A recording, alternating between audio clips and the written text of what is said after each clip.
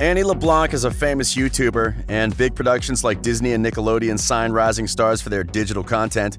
On October 10th, 2018, Viacom Digital Studios made the announcement about Annie Leblanc being signed to Nickelodeon during its presentation at the West Coast edition of the NewFronts. Annie's not the first digital sensation to work with Nickelodeon. The network has collaborated with other top digital stars, including Liza Koshy, Jojo Siwa, and Ryan Toy's Review. The first project was the miniseries Annie vs. Hayley, LeBake Off. She also appeared on an episode of Nickelodeon's live-action series Cousins for Life, playing herself. Well, there are certain rules which one has to follow when they join Nickelodeon, and here are some of them as compiled by Riveted.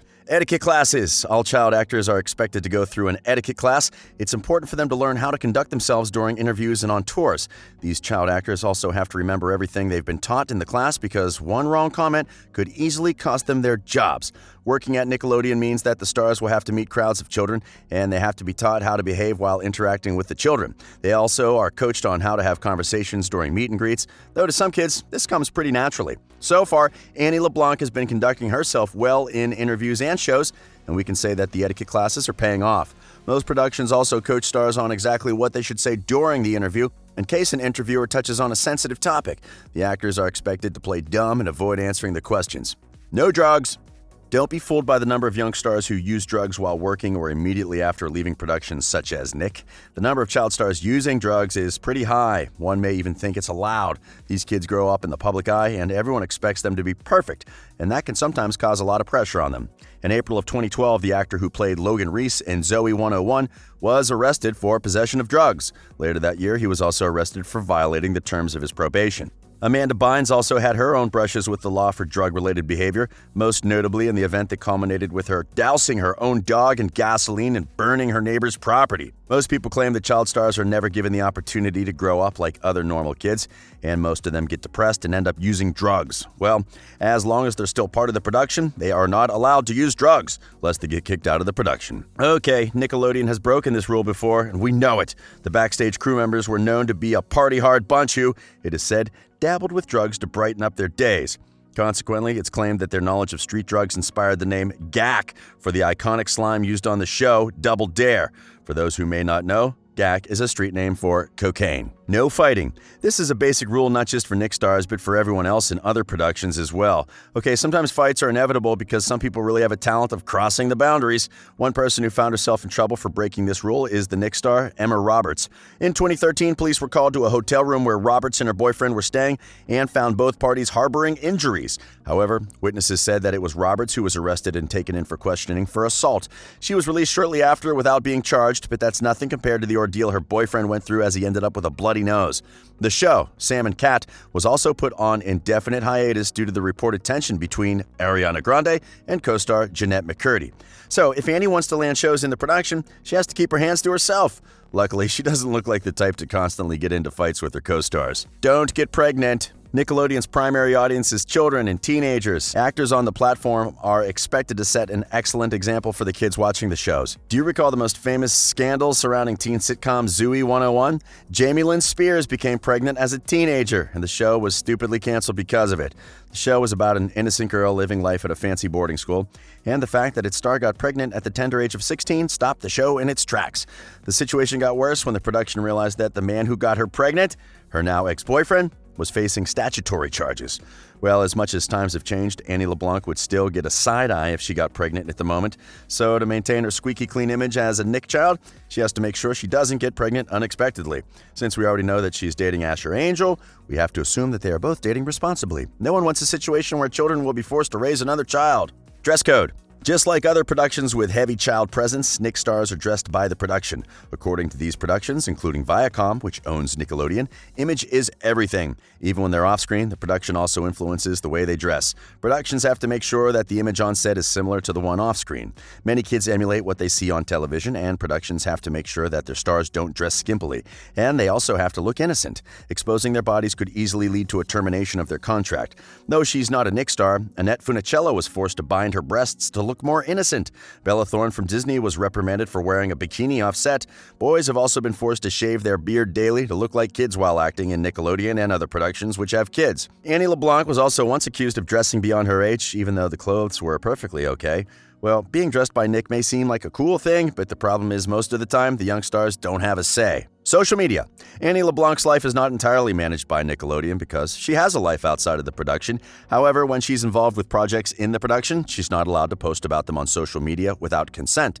This rule also applies to other productions because they try to avoid leaks and spoilers before the shows air. One person who got in trouble with Nickelodeon because of his posts on social media is Jason Biggs. During the 2012 Republican National Convention, Biggs tweeted some gross jokes about Ann Romney and Jana Ryan, wives of the men on the GOP presidential ticket. Around the same time, Nickelodeon tweeted to encourage viewers to check out a post about Teenage Mutant Ninja Turtles on Biggs' profile, and they found the post about his desire to explore a part of Jana Ryan. Whew! What happens on set stays on set. In an interview with The Shade Room, Angelique Bates claimed that during her 2-year tenure on the show at Nickelodeon, her mom inflicted physical, mental, and emotional abuse on her on the set and in full view of the producers who weren't all that bothered by it. She said that sometimes they could hear her scream and yell, but her colleagues encouraged her to stay quiet on the disturbing circumstances. Apparently, they didn't want her to attract unnecessary attention. Well, we doubt that Annie will ever go through this because her parents have always been accused of allowing her to have her own way. Be ready for high risks. In Nickelodeon's iCarly, for a scene where one of the show's young characters would be lowered down on wires, the production hired a stunt woman named Katina Waters. The lowering was supposed to happen slowly, but Waters said the person operating the descender was negligent, causing her to slam into the floor at a high rate of speed. Waters fractured several leg bones and tore a few ligaments. Allegedly, she wasn't allowed to talk about it. She sued Nickelodeon for an undisclosed amount of money, but the damage had already been done. So far, Annie has not been involved in any project that may put her at risk, but she may want to put this at the back of her head. Effort and salaries don't equate. Back in the day, Nickelodeon was non-unionized, so kids would only get paid a one-off fee for appearing on shows and not get any fees each time it was aired. Wow, times were pretty tough for Nick kids. Well, it's better, but there have also been complaints about salaries. Caitlin Sanchez from Dora the Explorer was promised royalties from the network along with her salary, but claimed she never got any. In her lawsuit filed against Nickelodeon in 2010, she said that Nickelodeon paid her only around $5,000 per episode and that they only allowed her 22 minutes to review her original contract without a lawyer present. Jeanette McCurdy also had a fallout with Nickelodeon when she found out that Ariana Grande was taking home a fatter paycheck. No adults allowed. This rule was eventually revised, but back in the day, adults weren't allowed on the set of Nickelodeon. Some shows allowed the kids to shoot after school and on weekends so that they could live a normal life, but filming was done in the absence of adults. Of course, this raised a lot of questions about what the kids were doing in the absence of their mom and dad or guardians on set. The assumption is that they didn't want the parents to influence how the children would react or coach them on what to say. Viacom Production also has rules it has to follow while working with Nick kids, and they were once accused of snooping and illegally acquiring data from their stars. According to a concerned parent who initiated the lawsuit, the free gaming apps Llama Spit, and SpongeBob Bubble Party apparently gathered kids' personal information through special software and used it for advertising purposes. This is a violation of the Children's Online Privacy Protection Act, which prohibits companies from gathering kids' personal identifying information without consent. Well, Annie Leblanc is not just involved with Nickelodeon, she's also part of another company which also has its rules and regulations, YouTube. The concern over YouTube hit a fever pitch when superstar Logan Paul posted a video of an apparent suicide victim in Japan's Okigahara forest. Annie is also among the top YouTubers of today, but that doesn't mean she doesn't follow the rules. Well, she's still able to post daily content because she abides by these regulations. No pornographic or sexually explicit content. YouTube is against the distribution of sexually explicit content, and it's even stricter when it comes to young people such as Annie Leblanc. Many people have had their accounts deactivated after constantly posting sexually explicit content. There was a particular incident that involved Annie's sister Hayley. She posted a video on Instagram while pulling her top up to expose her chest, but the video was quickly taken down. That video couldn't be posted on YouTube, and anyone who attempted to post it on the platform was accused of distributing child pornography. No impersonation.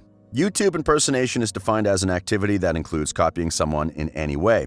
If a person tries to copy another channel, then it will be considered harassment by YouTube, and that account will be removed from the website permanently. Luckily, Annie Leblanc has original content, and she also posts her original songs on her YouTube channel. The 3-strike rule. This policy calls for Google to remove user accounts and channels from YouTube after they've incurred 3 community guideline violations. A famous instance is when a petition was signed by nearly 60,000 people against Daniel Keem, also known as DJ Keemster, claiming that he has a long history of harassment, false accusations, racism, and just general grossness that has contributed to drama and terror among the YouTube community. No graphic content. Violent or gory content intended to shock or disgust viewers, or content encouraging others to commit violent acts are not allowed on YouTube. This policy applies to videos, video descriptions, comments, live streams, and any other YouTube product or feature. Annie Leblanc's channel must also not contain hate speech, including verbal attacks based on gender, sexual orientation, race, ethnicity, religion, disability, or nationality.